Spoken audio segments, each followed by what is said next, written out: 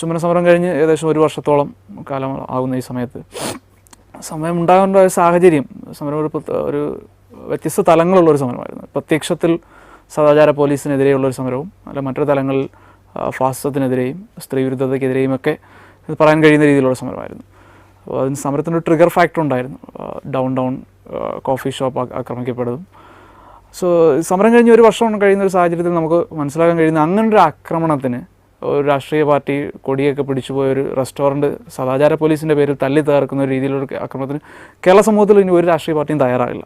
അങ്ങനെ ആ രീതിയിൽ പൊതുബോധം മാറിയിരിക്കുന്നു സദാചാര പോലീസിനെതിരെ. അതായിരുന്നു സമരം ഉണ്ടാകാനുണ്ടായ സാഹചര്യം. പിന്നെ എന്തിനു വേണ്ടി എന്നുള്ളത് വ്യക്തമാണ്. മറ്റൊരാളുടെ വ്യക്തി സ്വാതന്ത്ര്യത്തിലേക്കും അയാളുടെ അവകാശങ്ങളിലേക്കും കടന്നു കയറാതിരിക്കുക, മറ്റൊരു വ്യക്തി കടന്നു കയറാതിരിക്കുക. അയാൾക്കും തന്നെപ്പോലെ തന്നെ മറ്റൊരാൾക്കും ജീവിക്കാനുള്ള അവകാശമുണ്ട്.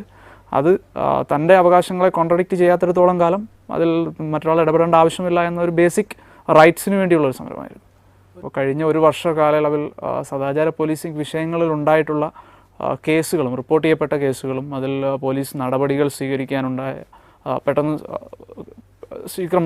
പെട്ടെന്ന് നടപടി സ്വീകരിച്ചതും, അതേപോലെ തന്നെ രാഷ്ട്രീയ പാർട്ടികൾ, ഇപ്പോൾ തിരുവനന്തപുരത്ത് കുറച്ച് 2-3 മാസം മുമ്പ് ഉണ്ടായ ഒരു സദാചാര പോലീസ് വിഷയത്തിൽ CPM-ൻ്റെ ഒരു ബ്രാഞ്ച് സെക്രട്ടറിയാണ് ഒന്നാം പ്രതിയായി വന്നത്.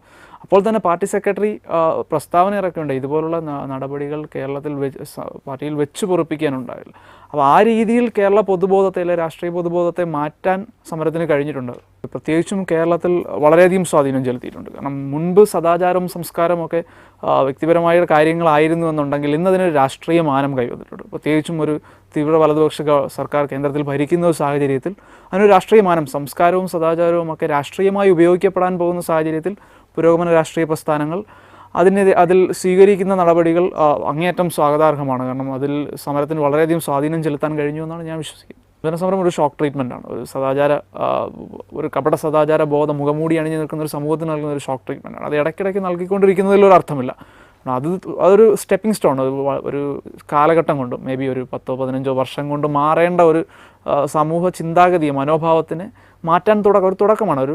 ആ അർത്ഥത്തിൽ നോക്കിക്കഴിഞ്ഞാൽ ആദ്യത്തെ ചവിട്ടുപടി തന്നെയായിരുന്നു.